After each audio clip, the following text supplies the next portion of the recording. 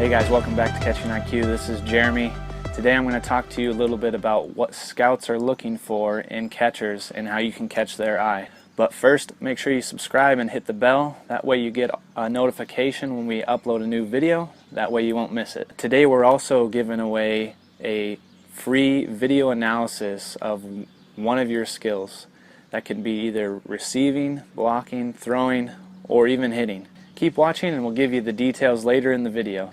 Okay, here's our top 5 things for what scouts are looking for in their catchers. Number 1, catching IQ, which is why we've named the business Catching IQ, is you need to have the brains behind the dish. Our technical skills are important, throwing and blocking and receiving, but we need to have an understanding of the game and what's going on. Calling a good game, being able to handle your pitchers. Are you a general on the field? Do you keep your teammates in the game? Do you have a good field presence? Do you look like you're confident? Do you look like you know what you're doing when you're on the field? And do you show maturity and emotional control? You can't be showing up the umpire behind the plate. You got to be able to control your emotions even when you aren't getting the strike calls that you want, and learn to work with an umpire. Your skills might attract a scout right off the bat, but your catching IQ is what's going to keep them coming back to watch you over and over again. Number 2, controlling the running game. This is probably one of the most important things scouts look at, which would be your pop time and your ability to throw a runner out. But I like to look at it more as controlling the running game. That means that you've got to be able to throw, but you also need to be able to block. Blocking is a super important part of controlling the running game. If you have pass balls all the time because you can't block a ball in the dirt, that's not controlling the running game. You might throw a 1-8 or a 1-9 down to second, but you aren't able to block a baseball. Number 3 is receiving.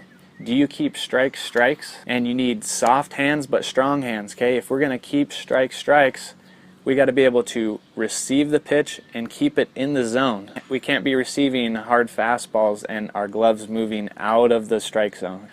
Are you over-framing? That's definitely going to turn away a lot of scouts if you're taking pitches that are clearly balls and trying to move them back into the strike zone. You lose credibility when you do that with the umpire, and you're losing credibility with people that are looking at you to come to their school to play. The other thing they're going to look at with receiving is, have you caught high-quality pitchers? Guys that throw plus velocity and have plus movement on their pitches. If you don't have that ability at your high school, get on a travel ball team where you can catch guys that throw a bit harder and that have better movement. And scouts are going to need to know that you've had that experience before they bring you on and you're starting to catch top quality pitching.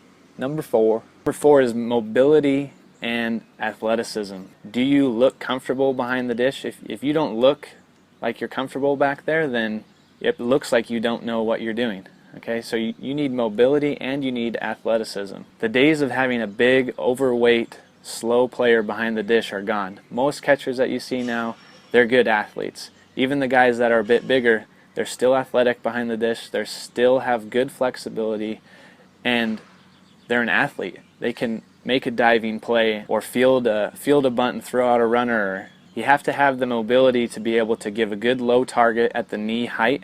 Okay, if you're not flexible in your hips and you can't get down there, then that's not going to look very good. So be an athlete behind the dish. Don't think that you can get away with being overweight and being slow. Okay, if you're looking to move to an elite level of playing behind the dish, you need to get more athletic and more flexible. Number 5 is hitting. Okay, everyone keeps saying, oh, you don't really need to be that great of a hitter if you're a catcher because it's a defensive position. But that could be maybe the number 1 thing that's going to put you ahead of other catchers, is if you can hit. I know we need to focus on our defense because it's very important, but our hitting can't suffer because of that. Okay. We're one of the 9 guys in the lineup, okay, so we've got to be able to hit at a high level if we want scouts to look at us. Hey, let us know, guys, if we missed anything or you think there's other things that are important that scouts are looking for. Also, let us know, what are you best at? What's your best attribute that you think scouts will like? And also tell us, what's the number 1 thing you're working on? What do you need help with the most? Alright guys, now for the giveaway. This is for a one-time professional video analysis of one of your skills, either receiving, blocking, throwing, and we'll even do a hitting analysis for you. So what you need to do is you need to subscribe, okay? We can't give it away to people that aren't subscribed, so make sure you hit the subscribe button. Also, leave a comment with what video you want us to do next. If you do those two things, okay, we'll put your name in a hat and we'll draw a name out next week to give away our professional video analysis for you. Hope you like the video, guys. Tell us what you think below, and we'll see you next week.